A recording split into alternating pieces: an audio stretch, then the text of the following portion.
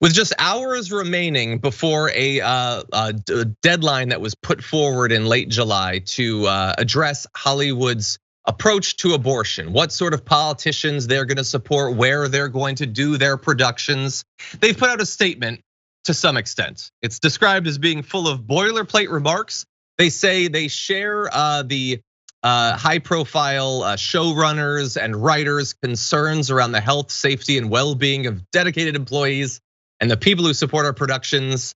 But anyway, look, these are important execs. They represent Disney, Netflix, Apple TV, NBC Universal, Amazon, Warner Brothers, AMC. I mean, that's so much. And they've been pressured by these people to come clear about what their agenda is gonna be when it comes to abortion. And if we could bring that up for one more second, you'll see huge names: Shonda Rhimes, Issa Rae, Mindy Kaling, Natasha Lyonne, a whole lot of different people. And so they basically gave 10 business days for these execs to review what's called their abortion safety plan. And that message that they put out, it's got vague, nice language about solidarity. What it's lacking is specifics. It does not go into whether they're gonna donate to anti-abortion candidates or PACs that support anti-abortion candidates or ballot measures. That's a pretty big one. And look, they can have whatever position they want. It's corporate America. They can be rabidly anti-abortion. But thankfully, we've got some high profile people who are gonna use their platform to make sure that if that's the direction that Hollywood's gonna go in, that people should know about it. And they get to decide if they want to support companies who are actively trying to get into office people who are trying to strip your rights away. Adrienne, what do you think about this?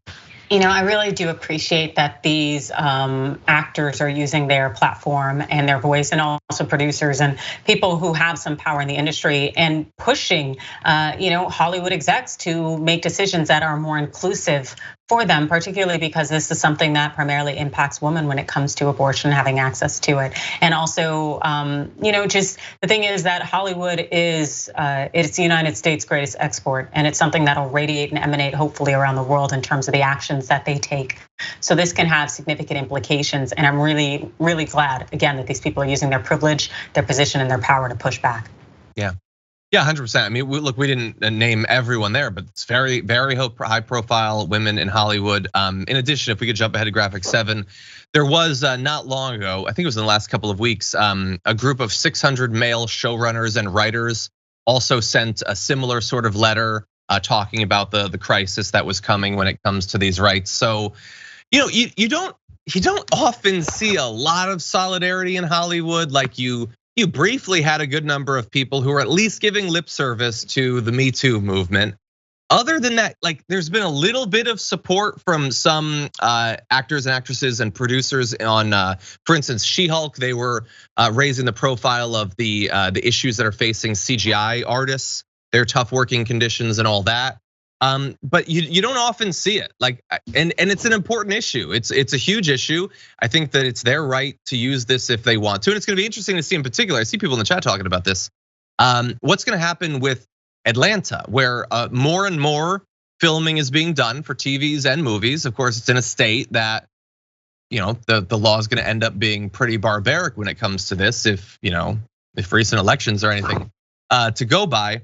And so it's gonna be interesting to see, does this affect projects that might go to Georgia in the near future? Yeah, I think that it will impact projects.